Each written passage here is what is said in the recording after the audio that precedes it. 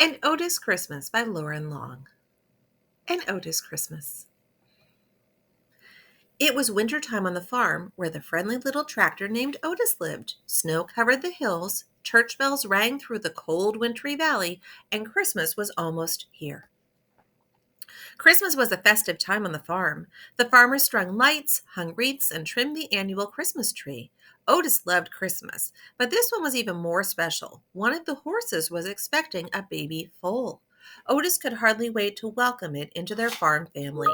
He would teach the new arrival about life on the farm, and he was excited to have a new friend to play with. Put, put, puttity chuff.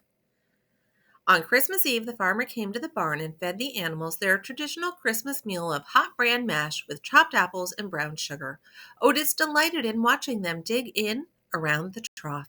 He knew how much they loved the special treat.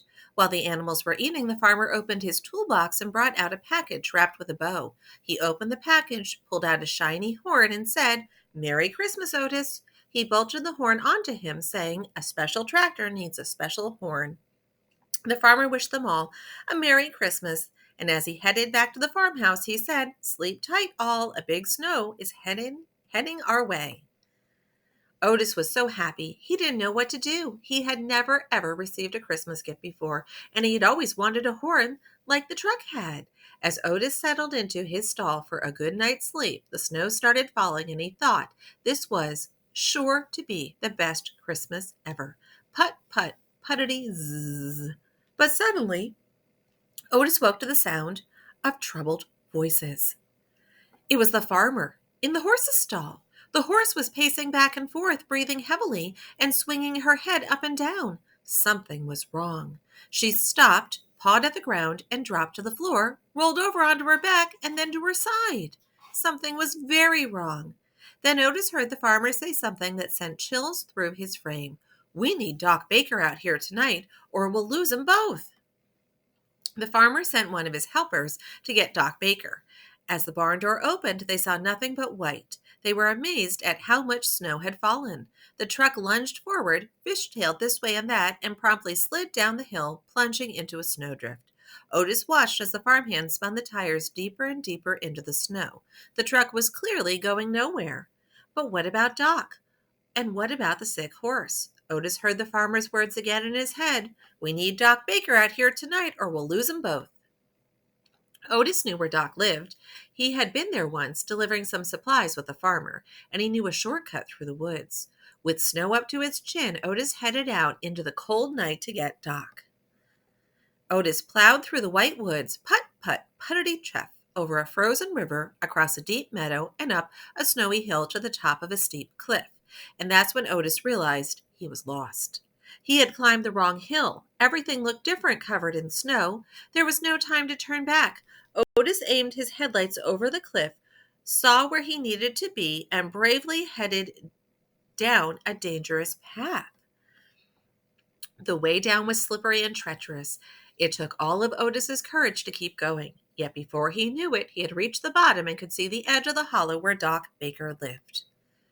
All was quiet that Christmas Eve as Otis plowed up to Doc's house. He flashed his headlights and gunned his engine, but no matter how hard he tried, no one in the house stirred. How could Otis wake up Doc? Of course, his shiny new Christmas horn. As loud as Otis could muster, he blared his horn. Beep, beep, honk, honk, put, put, puff, beep, beep, honk. A light came on and Doc Baker threw open the window. Otis reared up, chuffed, and spun around in a circle. "It looks like Otis the tractor," Doc said. "There must be trouble on the farm." In the twinkle of an eye, Doc dashed out the front door, jumped on Otis, and held on for dear life. Otis sped up the hollow road and followed his tracks up and over the steep cliff, down the snowy hill, back across the deep meadow, over the frozen river, and back through the white woods. The cold wind whipped their faces as Otis and Doc Baker sped through the deep snow back onto the farm. At the barn, the farmer and his helpers did their best to comfort the horse, who was lying still, hardly breathing. With no way of getting Doc Baker in the blizzard, there was little hope. A hush came over the barn, and the farmer prayed for a miracle. All was quiet until...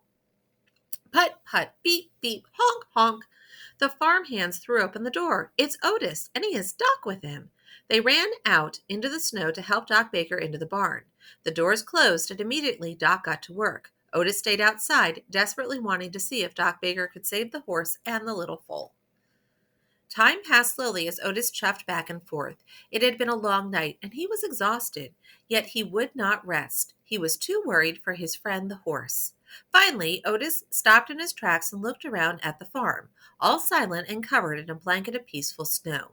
Daylight was near. Christmas Day would soon be upon them. Suddenly, the barn doors opened and a warm glow poured outside. Otis heard the farmer say, "Well, would you look at that?" When Otis puffed in, the animal stepped aside. There in the middle of the barn stood a beautiful baby foal, his spindly legs straining to keep him upright. Then Otis saw what the farmer was talking about. The little foal had a marking the shape of a star on his forehead. That Christmas Day, after the roads were cleared, people from all around the valley came to the barn to get a glimpse of the Christmas foal. Otis beamed with pride and realized that this certainly was the best Christmas ever. And as much as he loved his shiny new horn, Otis knew that he had more important gifts that Christmas. He had his farm family and his friends and the newborn foal, and they were the greatest gifts of all. The end.